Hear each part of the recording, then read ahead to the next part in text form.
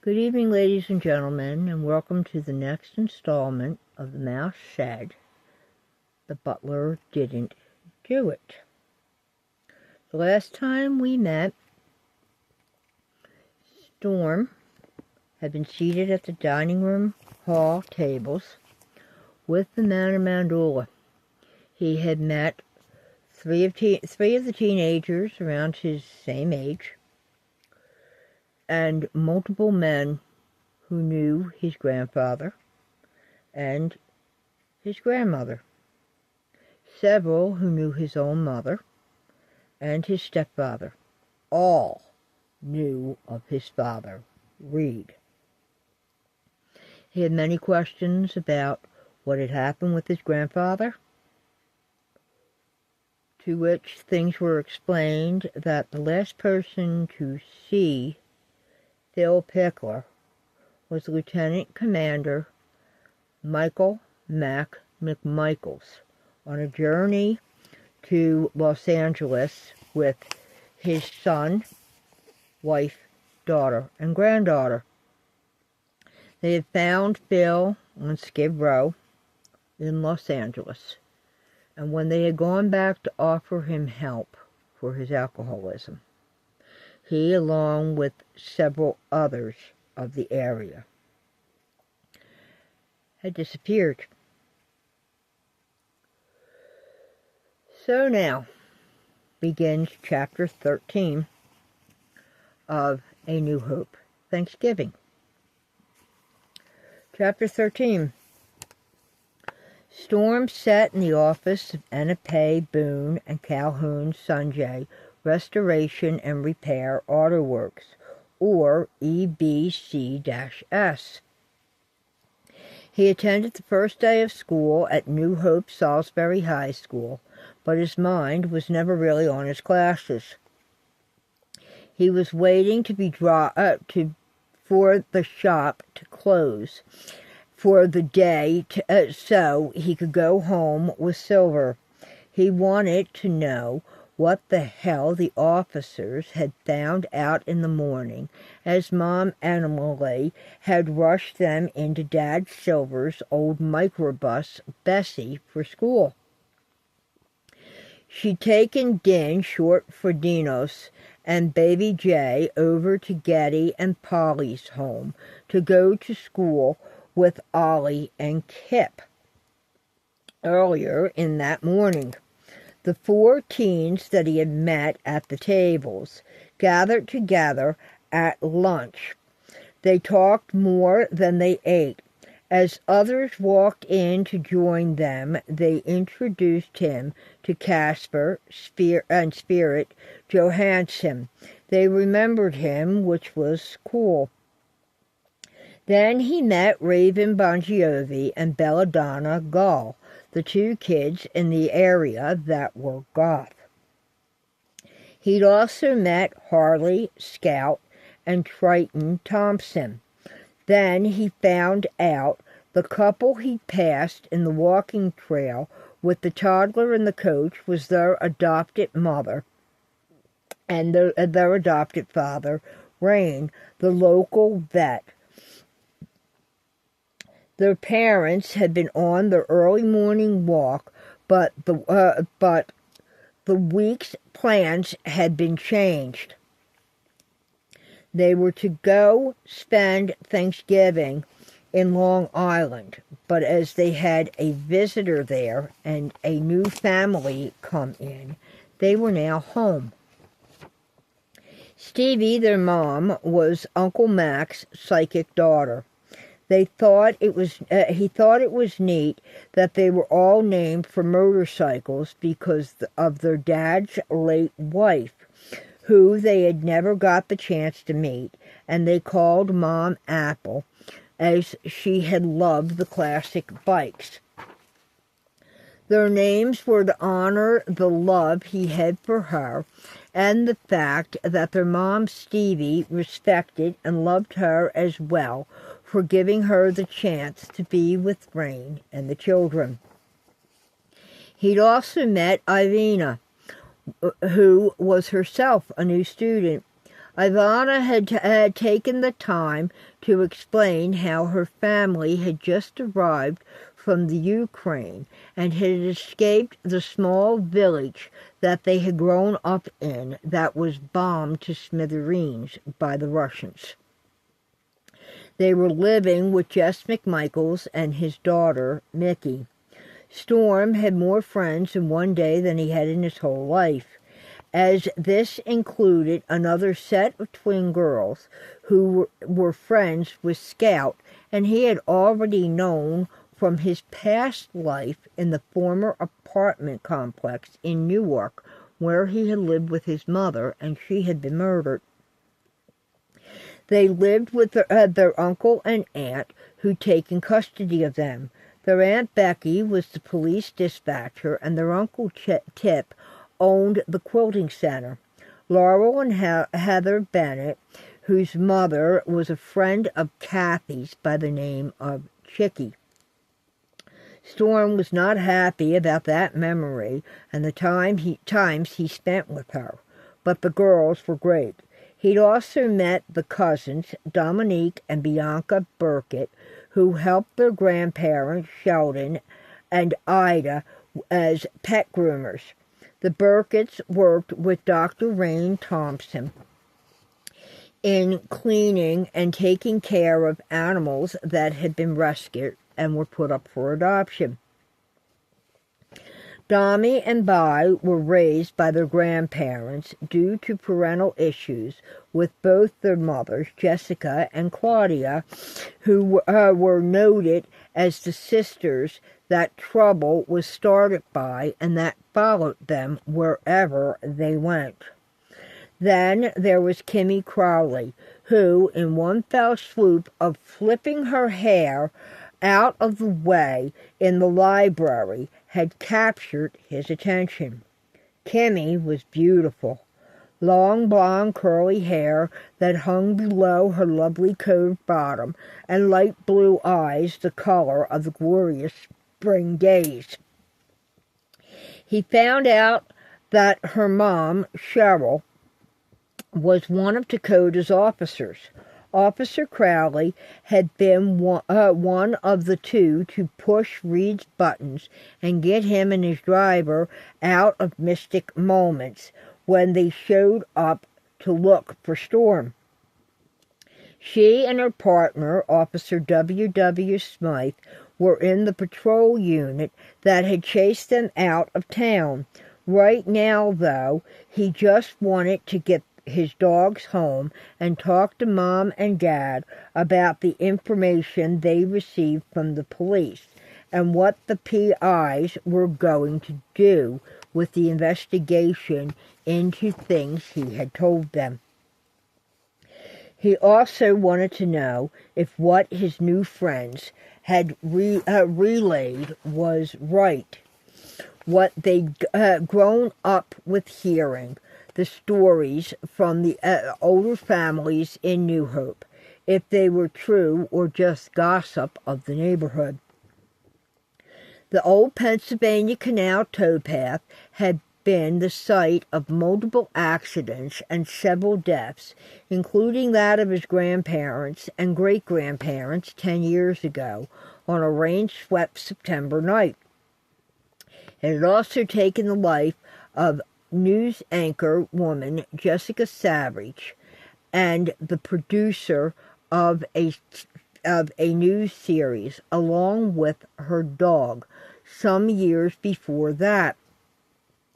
This helped to contribute to the ghost stories that surrounded the area, and yes, it was proven that New Hope was vastly a haunted place. The B&B was less than 2 miles from where the fatal scene had occurred, but in the opposite direction, which was strange. Why were they on the old towpath, 4 miles north of the town limits, when their meeting was in the opposite direction to the south of New Hope? It didn't make sense. As he set down his pen, as he finished his homework, he looked at the dogs. Miss Bella, who was Getty's, laid on a large pillow, the graying face of a beautiful old Great Dane, with the tips of her ears that curled inward, and a look of peace on her face as she snored, quite loudly. Runt, a mini black schnoodle, played with Lady Lobo, thumping around a slightly deflated soccer ball, while his two little ones, Lucky and Free, were curled together on the cushion of the leather sofa under a pile of several throw blankets. It was chilling down as the sun set, and the night became colder. Ratchet, Chrissy's tiny kitten, was snuggled in the big dog bed, looking like she was one of the stuffed toys she claimed as her litter mates, and her murder of a purr seemed to be a never-ending echo throughout the office. Ricer-Boone's team wasn't quite what he expected either. Romeo, his and Early's oldest son, dealt with brain damage and learning difficulties. But he knew how to help customers place orders and sort out problems so that the facility ran smoothly. And any child that came in with an adult always asked if Romeo was busy. He was their friend, playmate, and their book reader. Getty, their youngest son, was a badass like their father, standing side by side with Ricer and built like Happy Boone. The two of them could take up half of a bay door. The man knew his way around engines like his father, and he was fully trained and certified to work on exotic cars like Rolls-Royce, Bentley, Bugatti, Porsche, Ferrari, Lamborghini, DeLorean, Jaguar, and Daimler Maybach. Christina Calhoun Sanjay and her daughter Pearl were experts when it came to the transmissions. Her son Devon, also called Devo or just DV, who was a few months older than Storm, learned and worked with team members Banks, Niagara, Smackdog, and Tootsie from Mr. Jason Carpenter. Their specialties were the differentials. The body shop was Dad Silver's domain with the family that were called the Eries: Hurley, Lee, Hope, Howard, Masher, and Frankfurt. Older than the other guys, they were in their early to late 20s and were the masters of the body hammer, welders, and paint sprayers. EBC-S wasn't just a repair shop. It was a teaching center attached to several of the local school districts and to the community college as part of the Vo-Technical group. He found out both Ricer and Christina earned master's degrees in education and graduated from Temple University in Philadelphia, Pennsylvania. Dad Silver had a double master's degree in education and business. As it turned out, a master's degree in business was what Mom Emily could put behind her name as well. Matter of fact, each of the original Mandela family had college degrees, whether from scholarships they'd earned in high school, mostly that was the ladies, or using the GI Bill from serving their country in the armed forces. The office door opened to have Romeo lean around it. "Ron, Miss Bella, Daddy and Getty are getting ready to go. Storm, Grandpa's ready. You need help with the dogs or your books?"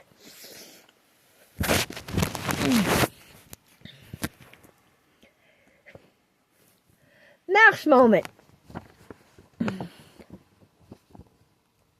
His mom, Early, was Silver and Emily's oldest of two daughters. Thank you, Romeo. All I have to do is put them in my backpack. Storm packed up and followed the dogs as they trailed Romeo from the office. How was your first day of school? Romeo asked as he put his coat on. Good. I liked the teachers and I made a lot of friends. That's good. Getty and Polly graduated from NHSHS, but he winked. I had it better. Gramps and Gram and Pop and Mom homeschooled me. Uncle Chris taught me how to cook so I can live in my own apartment over Daddy and Mama's garage. Uncle Hot took me on field trips about historical places and history. Uncle Pat taught me about musicals, and we go to the theater where he's the director and the expert in scenery, and I get to help sometimes. And Aunt Gilly did art with me. And Uncle Rasp kept me interested in always learning new stuff with him being a patented inventor. Uncle Czar was fun with Aunt Desiree. They took me on hikes to see animals and learn about nature. Oh, and Aunt Peggy, she was really great. She taught me to read and write when I was 8. He fixed his collar. How old are you now, Romeo? Romeo bit his lip. I was 4 when Mama and Daddy found me in a Greyhound station in New York City. I was left there in the men's room with a trash bag of some stuff and my teddy, a monkey, who I still have, and he sits on my sofa. Daddy was just born. Hold on. I don't add things up too good. He turned. Daddy, how old is you? 21, he shouted back, shaking his head with a smile. 21 plus 4, 21 plus 4. 21, 22, 23, 24. I'm 25. Storm looked at him. If he's 21, how can his and Polly's daughter, Ollie, be 10? They would have been. Romeo shook his head. When they married, they were only 16, and Polly was expecting Kip. Dad and Mom and Paul's folks weren't too happy, but it worked. When they graduated, Polly got the job at the daycare center where she had taken her courses on child care and development and was accepted at Princeton University for psychology and child counseling. Ollie was 6 then and dropped off at transport for after-school stuff like coloring and reading and playtime and stuff like that. She always was.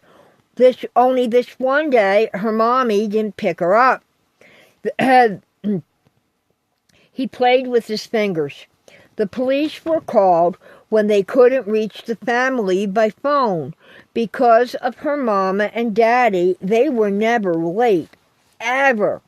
Ollie was their pride and joy.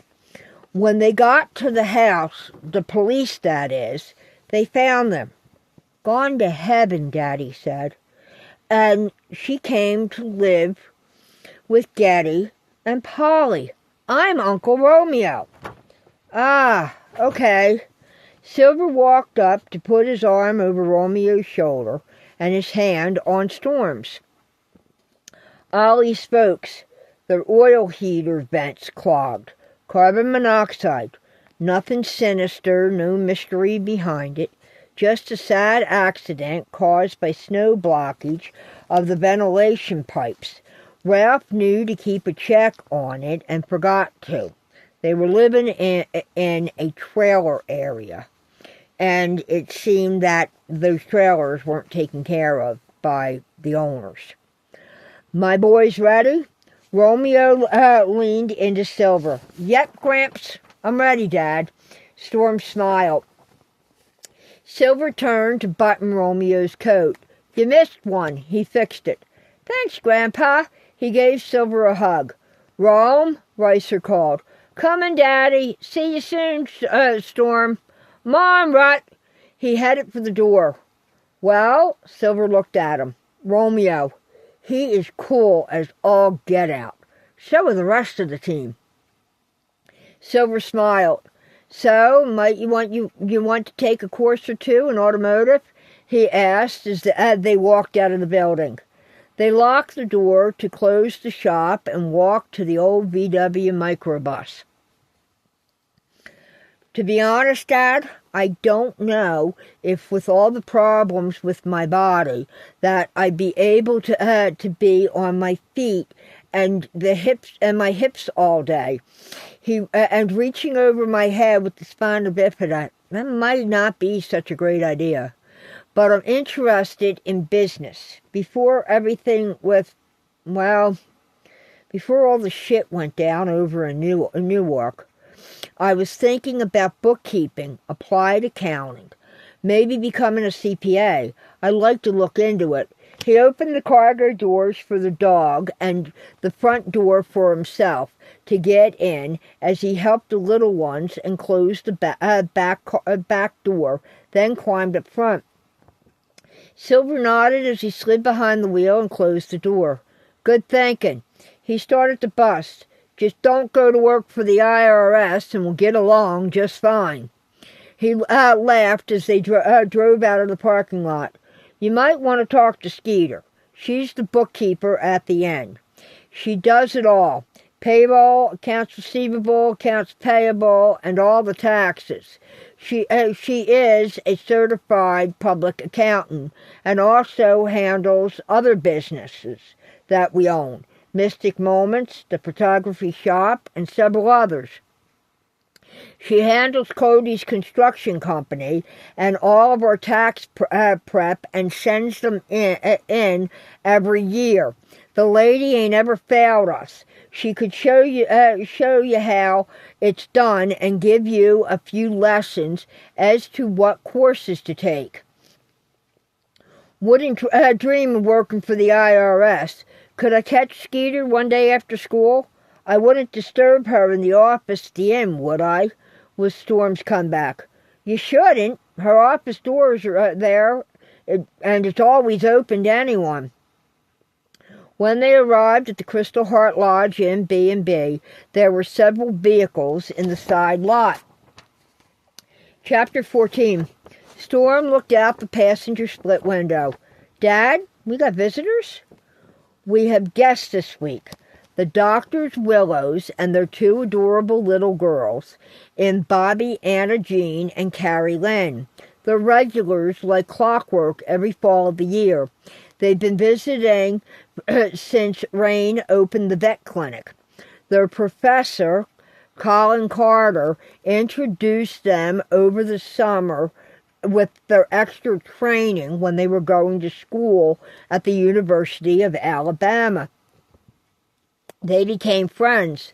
The Willows, they volunteer for a week here and give him a hand, and the girls had the full run of the old playroom.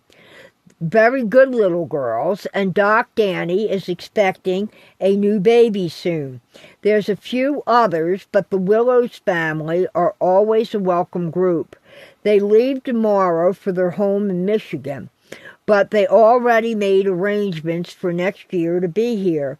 Only it will be in early October as their oldest starts school then.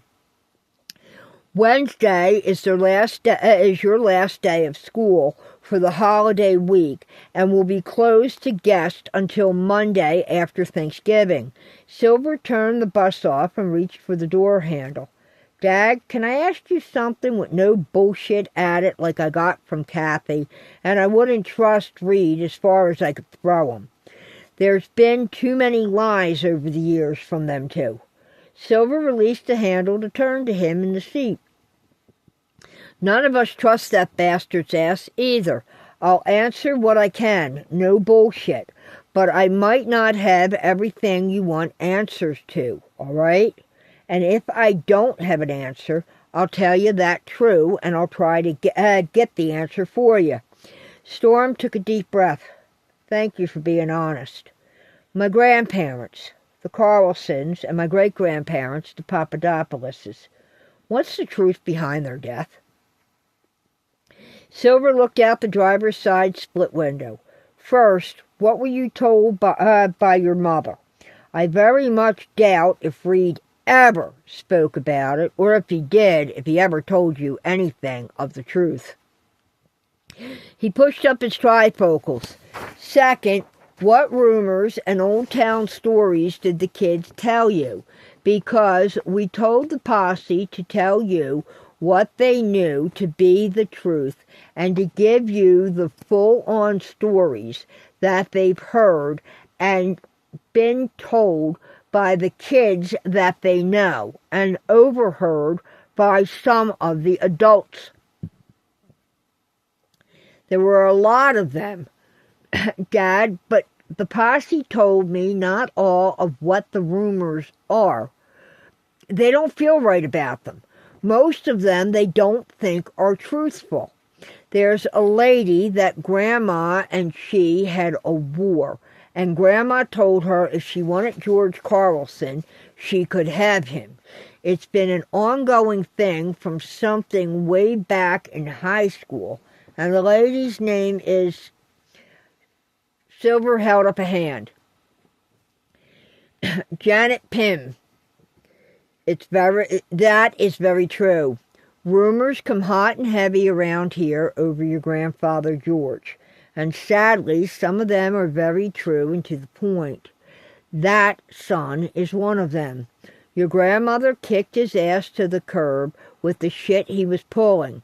That way, with what they tell you, I can tell you what they have right, what is bullshit and old rumors that have been passed around, and what are old wives' tales. And then tonight, we're all getting together to discuss with Dakota, Jim, and Richie what may have actually happened, what we think happened, and why the police have new evidence that has caused them to reopen a cold case that the former police chief, Frank Knowles, wanted kept closed years ago. Wait a minute, Dad. Frank Knowles. He's the guide or something at Washington's Crossing State Park, isn't he? Yes, he is. Those three men have never left it be closed officially. It's been an unofficial but opened cold case for all these years, and Frank Knowles has fought to try to close it. You didn't like George Carlson, did you? Storm nodded several times. Honesty is the best policy when it comes to him.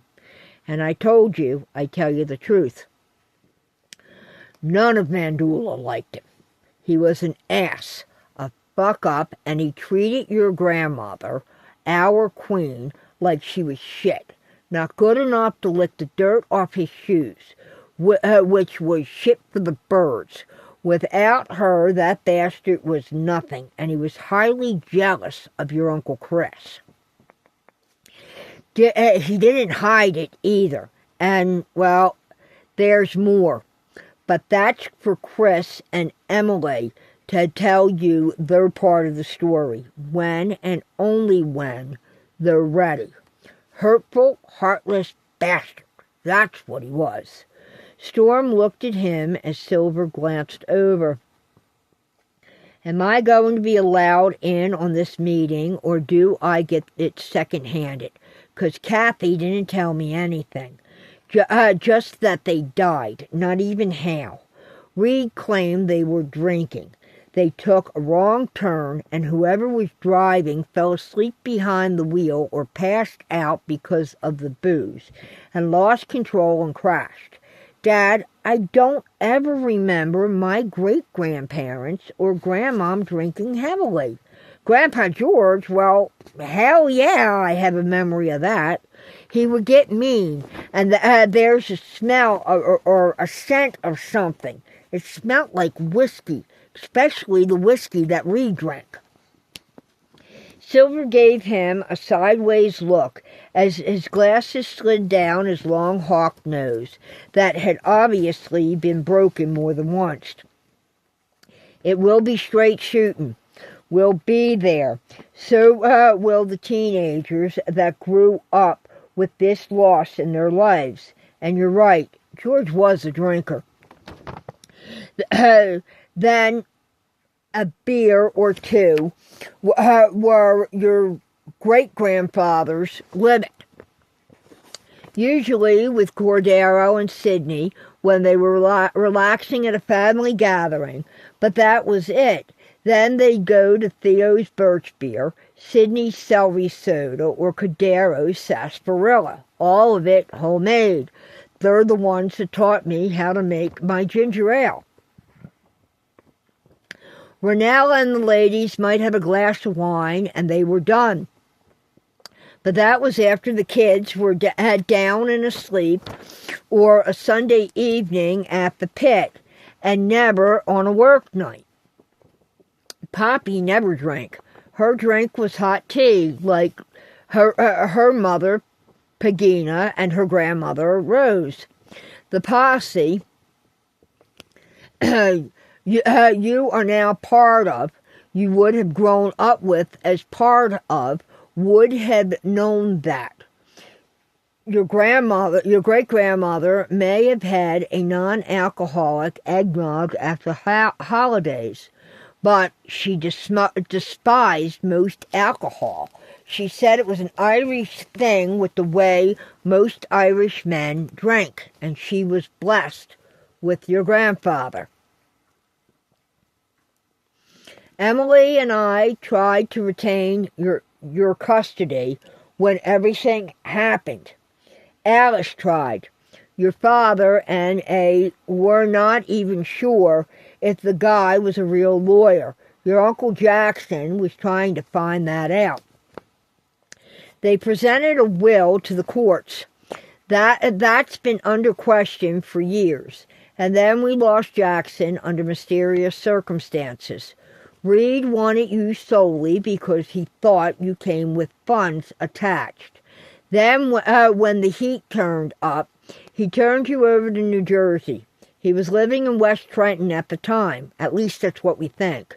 Your mother was fighting with him. She wanted you for the same damn reason as he did. And she had Will Clark. She was married to him then. He was fighting for you too, but that was behind her back. Will wanted you to be returned to us, where you would get the proper medical you needed. That is what caused that divorce when she found out. William Bryan Clark, let me tell you, he's a damn good guy. Don't let nobody tell you differently. He still owns and works every day with the Peacock Recycling Company up here just north of New Hope. Every one of your friends loved your grandma. Your great-grandparents were Yaya and Papu. Your grandma they called Mima. Storm, talk to me. What you got? What was said? What did they tell you? Storm took a deep breath. I did my own research in the library with Kimmy, Scout, Laurel, and Heather, with Bianca's and Dominique's assistance. The Bucks County Carrier-Times article from the archives is for shit. It's all statements by Reed. He waved his hand. And from this police chief, who it appears to me now can't be trusted. He says they were returning from a meeting at the Logan Inn. I know the stories of that place being haunted, I believe. I get feelings sometimes, Dad, that I can't explain. I don't know where they came from. And as I told you, I heard Grandma Morenella's voice and what she told me with the ride down that hill. And when I look, there's no one there. I know she was behind me, but come on. That place is located at 10 West Ferry Road. The towpath where it happened is miles away in the opposite direction from the restaurant and 2 miles north of the B&B. It just doesn't make any sense. The scene was north of the 179 bridge. There's the Philip Mill footbridge. How the hell did they wind up beyond there if they were coming home to the inn? I know where the towpath runs for the canal through the inn's back property and cuts back in to cross over. Grandma and I used to walk there with the dog. I remember Beastly. He blinked. Slow. You're remembering something. Do you remember what he looked like? Silver adjusted his glasses again, only to have them slide once more. I know his name was Beastly. I remember that. You're right, Silver smiled. Who took care of the big guy? I'm thinking it was probably Graham. Graham said Beastly's not alive anymore, that you've lost him. Graham took care of Beastly after they died, and Beastly hated your grandfather and Reed, but adored everyone else and loved Graham. That's why he took care of him, and he was waiting for you. Storm nodded. I need to thank him for that. He'd be up there, wouldn't he? But I walked part of that towpath. I think that's what I was thinking subconsciously when I started walking it to get home. Is it possible I was remembering Grammy Ranellos and my walks with Beastly? He looked down at the dashboard. Anyway, he shrugged. The article didn't say who they met with or how they got on that part of the towpath. Why would they have gone past home? Dad, what type of breed was Beastly? He wasn't purebred, and that's one of the things I do remember. George didn't like him because he wasn't purebred and he wasn't perfect. Whoa, that's a lot to cover right now. Let me think here. Silver was quiet for a moment. Okay, that article is a quarter correct. And you are remembering Beastly. He was St. Bernard and Newfoundland, a puppy that was destroying everyone's trash. She saved his life. He lived out his life with Graham and was brought to the inn every day with him until his passing. He's laid to rest in the family cemetery right next to your grandmother. We lost him the day before I got the call from you that you would meet me at the tea house room. I wish you could have seen the two of their arrival every morning in that Porsche Boxster S. Funniest thing you'd ever saw. Coldest day on earth, Graham would be bundled up to the hilt like he was Nanook of the North. The birch roof be down, and Beastly would have his head over the windshield frame, with the wind blowing in his face, a scarf around his neck, and a ski hat tied down to his head, and his ears flopping away. Graham would park and take the brush to the two of them before they exited the car to make him presentable, and they'd come in. He'd take up his place in the family's private room, or he'd lay by Graham's desk. As for that article, the towpath, the car was found to have fallen. Silver made air quotes with his arthritic hands. 15 feet, nose first, into that part of the canal. The water's depth along the canal varies, but it's almost 4 to 5 feet deep.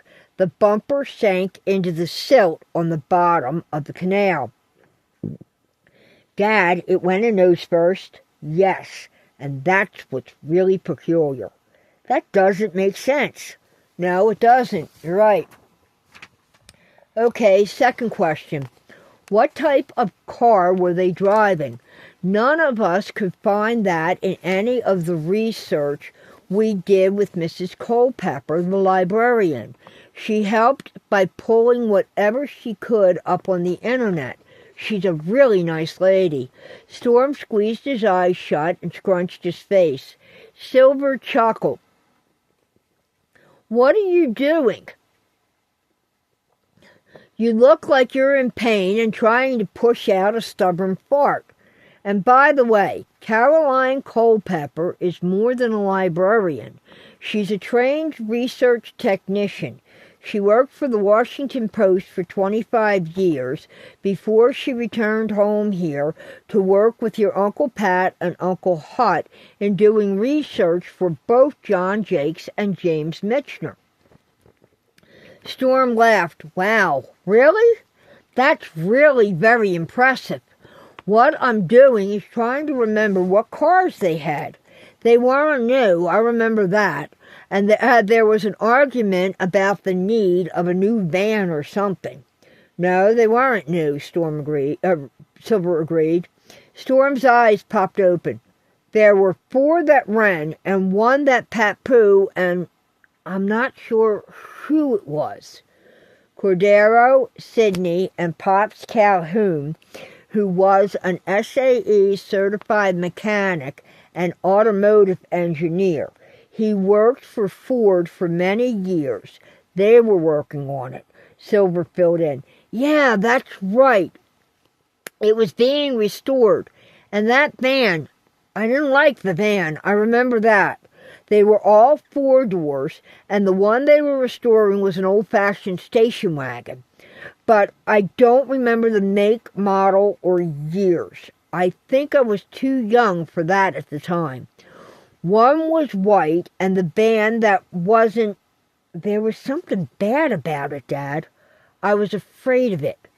Bad vibes. I remember the argument about it. Graham wanted it sold. I don't know why.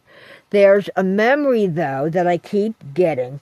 It started when I met Uncle Chris. Why am I seeing him having someone against the wall in the middle of an argument about it? He rubbed his forehead. It's gone. Silver patted his knee. Good call. This weekend we'll open the auto barn. They're all there except the van. Graham won that argument. It was history when you were about 3. It was sold to Rain for the vet service for when he needs to deal with the farm and it's bad weather. It's an all-wheel drive.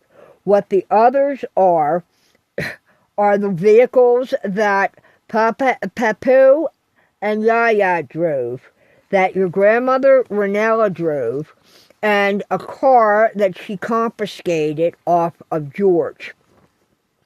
They are safe and sound. The car was a rental they were looking to buy for the inn, and we'll discuss that part tonight. But the car was a 2011 Dynameer AG Maybach 62S. Storm looked at him. So it was a big car? Yes. Now, where the article is wrong, as you said, most of it came from Reed and Knoll. There were never any reservations for dinner in any of the eateries here in New Hope, LaHasque, Washington's Crossing, or Lambertville. We've never been able to find any, and believe me, the ladies have searched. Nor were there any rooms reserved for any meeting in any of their names. And point blank, there was no booze. Storm was quiet for a moment. Why would they have bypassed the inn, and why wouldn't they have used one of the suites at the inn to have the meeting? None of us have an answer to that. Both families knew this area quite well. George's family, the Carlsons, have lived here from the 1950s until the mid-1990s, when your great-grandfather on that side up and decided the elders of the family were moving up towards a small town in upstate Pennsylvania named Shikshinny, and the Papadopouloses have lived in New Hope for well over 300 plus years, long before the Revolutionary War was fought. They arrived in the late 1600s, shortly after William Penn, as indentured servants. Cool. Is there a genealogy for the family? I'd like to see that. In the family's private gathering room. Yes. However, the family they'd indentured themselves to years before had the land for many years prior. They settled with the Lenape, and then there was something. They died within a few days of one another, like there was a smallpox outbreak or something to that effect. But the oldest son from the first marriage still lived in Holland. He was raised there. Holland? I thought my grandparents were Greek, and my grandmother was Irish on her side. They were, but the original owners of the land where the inn sit were not your grandfather's people. They, the Papadopouloses, worked for them. They are the family that arrived as indentured servants after William Penn. I can't quite remember what the man's name was that owned the land. We'll have to talk to one of our ladies. They'll know that part, and that is who the Papadopouloses signed the indenturement to. So they worked for 7 years to earn their freedom. Isn't that what indentured servants do? Yes.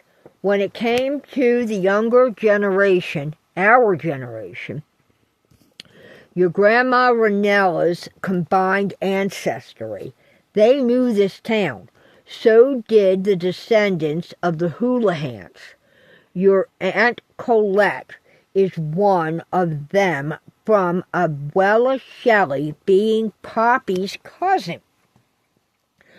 Both families were settled here even before the canal was designed or dug. Why your grandparents, why they were in an area near the canal instead of the river road. That's what Dakota, Jim, and Richie are investigating. Silver adjusted his seated position on the mohair-filled seats and leaned his arm on the steering wheel. That's something I want to know as well. We all do, Silver gave a nod, then stated. That night, September 11th, Early and Ricer had you and the boys and their Sarira and Avita. They had a Disney movie planned. Alice had Karuk, Bubba, Chase, and the twins. Bootsy and Sable there, too. When they weren't home by midnight, Ricer called Happy and Bet. Alice called Dakota, and Early called us. Jim and Richie were on patrol at the time. They had just won the rights to be teamed together, as Jim's partner had qualified for the state troopers and Richie's partner had requested dispatch duty because he was scheduled to retire in 2 months. When it was called in, Noel insisted we wait at least 24 hours to put in a missing persons report. They were to be home no later than 10:30. Most of the restaurants hereabout close at 9, and as they didn't think they wouldn't be home at one of the bars. The car was found mid-afternoon 3 days later when the rain had finally stopped. I will let you know, that car I purchased as salvage after what happened. It's under a tarp and parked in with the 5, plus the one that George had. It's been held all these years in waiting for something to show itself, and now is the time that it chose to do so. The boys knew it was there and waiting. They've already gone over it many times, on their own time, nevertheless, with a very disgruntled Noel Franks arguing over that. So they are on it, and that vehicle will never be put on the road ever again. So they do have it as evidence. That's good. I did find out that Reed wanted it crushed and tried to sue the rental company and wanted the insurance company to pay him for the family members he'd lost. And they informed him that the Mandula Family Foundation was paying for the funeral and the insurance would be paid to them, not him. I do know that from the paper that it was found by two hikers. Storm nodded as he looked down at the dashboard and rubbed the lower part of his jaw. You have more questions. I know, because we all do ourselves. How about we get in, have dinner, and wait for the men to get here, and we can all fire questions at him, because there's been some suspicion that needs to be aired after all these years. And now that we know you are safe here, we're going to demand some serious answers about those said questions, and we want answers from Reed, although, knowing his ass, we'll probably never get them. He opened the door. Storm followed, having the dogs jump out as he opened the back cargo door. As they walked in the kitchen's back door, they were hit with the wonderful scent of fresh baked bread and a hearty beef stew. Oh! Storm salivated and licked his lips.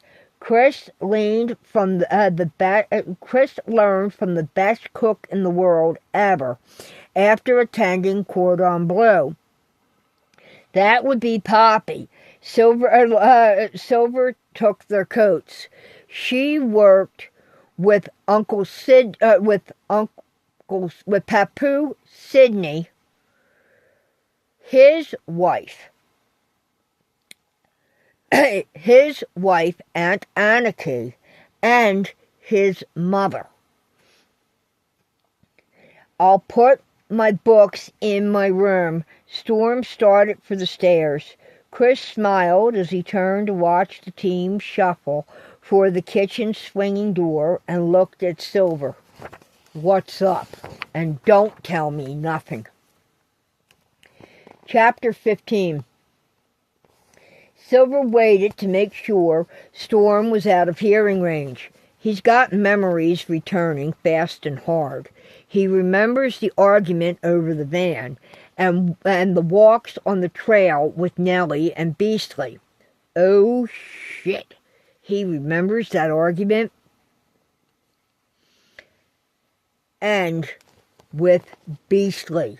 I didn't tell him the full thing as how the dog held on and fought the cancer until he passed the day we got word from him that he needed a pickup. It was almost, Chris. Yeah, I know. As if Beastly knew he was coming home and he was going to be safe. Yeah.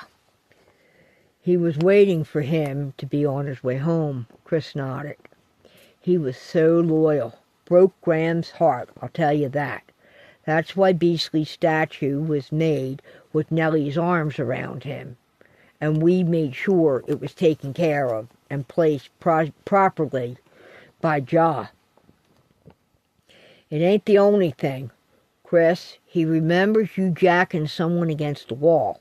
Now that someone happened to be Georgie Porgy Carlson.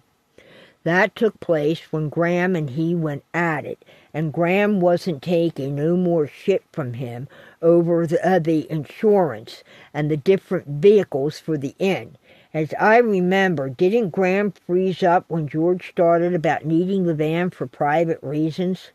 but he wouldn't disclose them, and that's when Graham demanded that it went on the block because of the way Storm acted whenever he pulled up in the van. Yeah, he did. Storm flipped out that afternoon just before he turned 3, and that triggered something with Graham. Only instead of him shutting down like he does, Graham snapped and went after Georgie Porgy for the first damn time I've ever known him to do it. Surprised the fuck out of that bastard. Problem was, there was someone else with Georgie Porgy. Never found out who that someone else was. But Graham, I don't know why I knew my son was in for shit, but I took off out of that door and found Georgie standing over him and him protecting Storm, who had been playing on the back porch because it was raining. Graham had to have walked in on something. With him protecting, he couldn't fight, and Storm was screaming. Graham had frozen in protection mode and was so enraged he was trembling and cussing in a combination of Gaelic and Yiddish and Ranella. Oh, shit. Nella was wide-eyed as the Latin was flowing from his lips, and she's going at George with those claws of hers. I almost let the cat out of the bag and had to check myself and told her to handle the boys. Now what I'll admit to you, and only to you, brother, is I almost called Graham our son and her grandson. She went to them, and I slammed Georgie Porgy against the wall of the inn.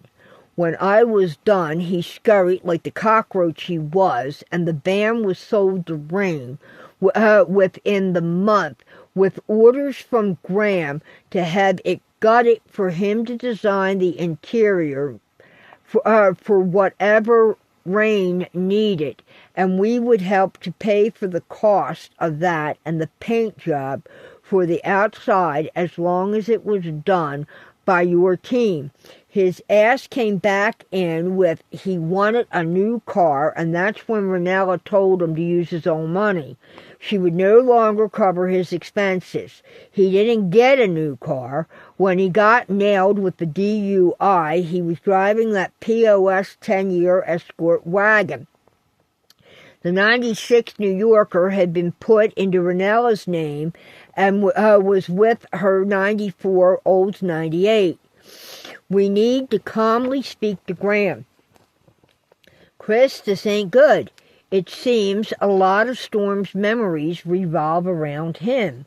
Silver blew out a breath. Chris nodded. Here's something else that came up today as well that needs to be dealt with. Poppy and Ranella had medical appointments scheduled for St. Christopher's Children's Hospital on Erie Avenue, Shriners Children's on Broad Street, and Nazareth Hospital on Home Avenue off of Roosevelt Boulevard. They had surgeries for his feet planned before he was to start school in September of the following year. Neither one of those idiot parents of his did anything about his feet or back and didn't give a fuck about his nutrition while she was pregnant or while he was growing up in their care. So he was born premature and suffers from rickets. Ethel and I took the call mid-morning. Thank God it came into the kitchen, and Graham was fixing beds and straightening rooms of those guests that had left. We would have had a war on our hands had he heard. Storm was in gym class. Scared the piss out of Abe Rosary. He fell a half-dozen times while they were playing a game of horse. He'd take a shot from the free-throw line and go for the ball, and the next thing they knew, he'd hit the deck. The kid's a tough cookie, but we gotta do something to help medically. He had half the kids in the class with him in a panic. They want to help and do what they can, but either don't know what that is or how to do something without offending Storm. Abe said he made a hell of a lot of friends today and impressed a lot of those kids, but scared the shit out of them too. Shit. And chartreuse saddle shoes.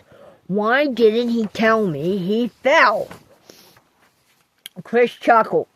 Ain't heard that one stammered out since Pat Pooh stopped the bleeding of Renella's nose, and he took Graham to the hospital all those years ago. Silver, let me ask you something, brother. Did you let any of us know you couldn't see for shit? 'Cause your old man did to you when you used to walk into tree branches or not see a rock and went ass in the air to land on your back during one of our fishing trips? No, it took your sisters to tell us about your bravery going up against a drunk-ass bastard 4 times your size to protect them and tried to protect your mother, and the beatings you took. That fucker always aimed for the back of your head, severing one optic nerve and almost shredding the other, until Gilly laid her hands on his 4-gauge, actually loaded it backwards, and Peggy got you off the floor the last time at age 8, and the 3 of you took off with just the ripped dresses they had on, and you in a bloody stained t-shirt and a pair of shorts. I had good friends, and I didn't want to lose them, Silver growled. We're still here, ain't we, brother? Don't be an ass. You ain't ever lost us, never will. And Pops and the old man still stand their fucking ground. Cal's a dead man walking he ever shows himself in these parts again. But yeah, it's been too freaking long. Storm's medical needs to be dealt with. Effie talked to Em, gave her a call. Silver pushed up his trifocal glasses. Damn things need to be tightened up again. They're sliding down my nose. I'll get the glass kit in a second and fix them. But yeah, they called Azart Farr. They scheduled an appointment. The minute he heard it was for Storm, he made arrangements with Samuel Moon. The appointment is for Thanksgiving morning. They'll both be there to do the exam. Our women want his feet taken care of before Christmas, and to have him fitted for a back brace. Silver nodded. That would be good. They heard Storm coming downstairs. You go sit with him. Our meal will be served in a few minutes, and Graham is staying for dinner. But before you do, thank you for trusting us with your secret and helping Dan Lightfoot and Ari to understand they weren't alone. And you put that fucking hurts to that mofo that night. Thank you, my brother. Silver gave a nod. What hit me, Jess was down. Mac had only been home a day after we lost Gabe, and he'd been slammed face first into a bulkhead in the blast on the coal. Dan was wreathing in pain, being repeatedly hit with that bat as he'd been fighting to protect the girls. And my goddaughter, whose middle name is for me, is covered in blood from cuts to her Halloween costume, and it's fucking real. She was dressed She was dressed in a cut-down version of one of your Marine uniforms, and she got a gash that was and did leave her scarred for life in front of her ear. She was wielding her Aussie Walpurgis handmade straight razor, but that fucker had the reach with that bat. He couldn't have come at them hand to hand. With the boys training from Mac and Chrissy's training from you, it would have been all over but the shouting. He had created a weapon like that to take on kids at a school Halloween party. Silver shook his head. When he looked up, he asked, You said Graham's staying for dinner? What about after the meeting? 'Cause that would be a freaking miracle. Oh, he's headed home after the meeting. You know he won't stay overnight. Unless he's really got to, and the storm's really got to be bad. Wishful thinking on my part. Silver handed Chris his glasses as he pushed through the swinging kitchen door and met Storm at the base of the step. Need your arm for a second, young man. Chris is tightening my glasses, and I literally can't see 2 inches in front of my nose without them. I'm as blind as a bat in a belfry and don't want to face-plant my nose first in the Oriental rug, if you would. Sure, Dad. Storm held out his arm. Silver felt for it and took it. They walked into the dining room. Nobody's here. Storm looked around. He got Silver seated and sat next to him. Most folks are more than likely in their rooms, the large sitting room, the computer room, library, or in town. I know the Willows are out enjoying the trails before they leave us tomorrow. Chris already served their dinner at 5. We eat separately. We can relax that way. It gives Chris a break, too. Ethel, Emily, and Graham entered the dining hall. Emily kissed Silver on the cheek. Hey, hon. She smiled at Storm. Sweetie, we need to talk a moment. Thanksgiving morning, you have a doctor's appointment with Dr. Farr. He has your original medical records. Dr. Farr. I think I remember him. He's Indian or something, isn't he? I mean, not like Dad is Native American, but from India, right? Iranian. He has been the family doctor since the early 70s when he graduated from med school and needed to start up a practice. He delivered every one of Mandula's children and is now assisting with the next generation in the family.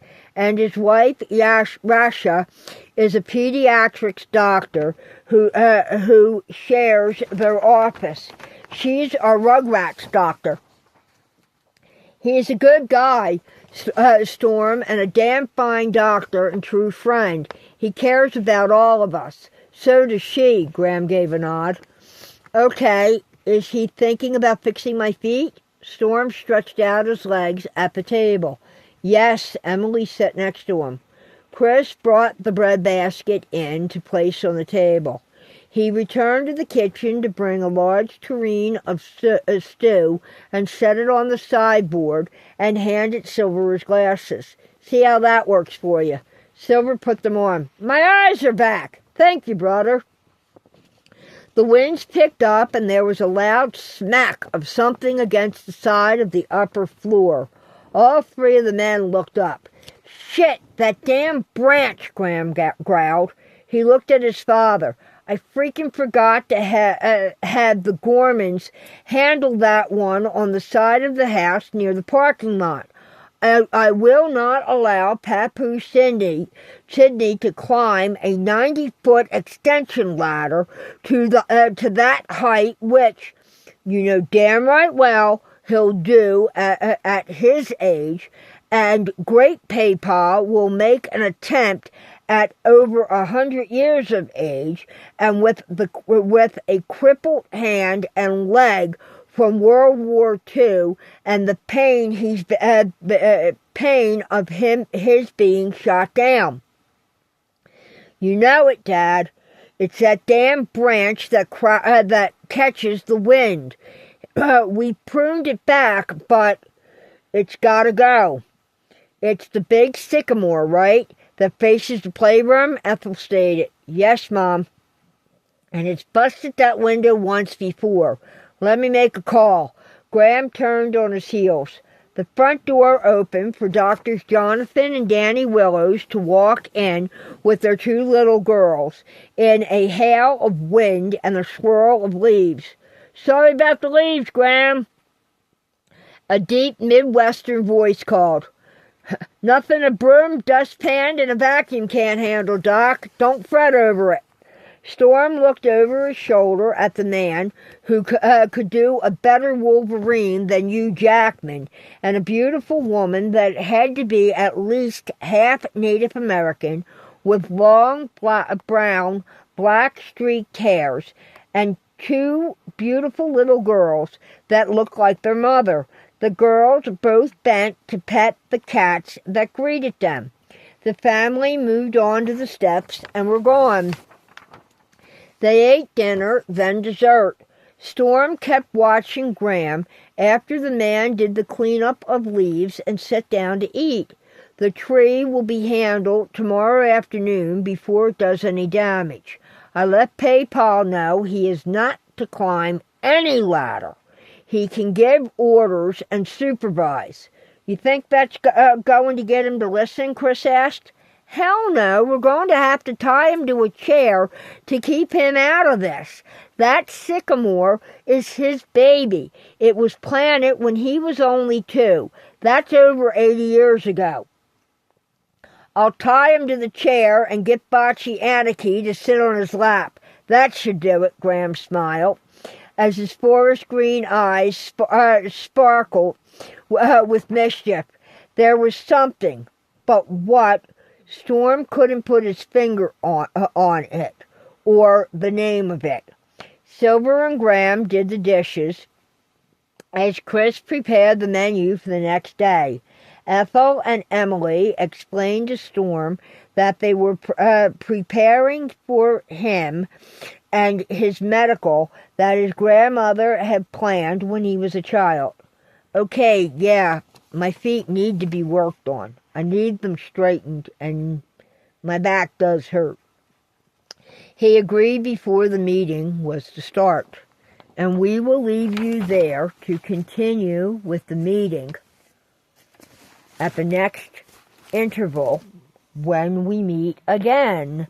I want to thank you for joining the mouse and myself for The Mouse Says the Butler Didn't Do It.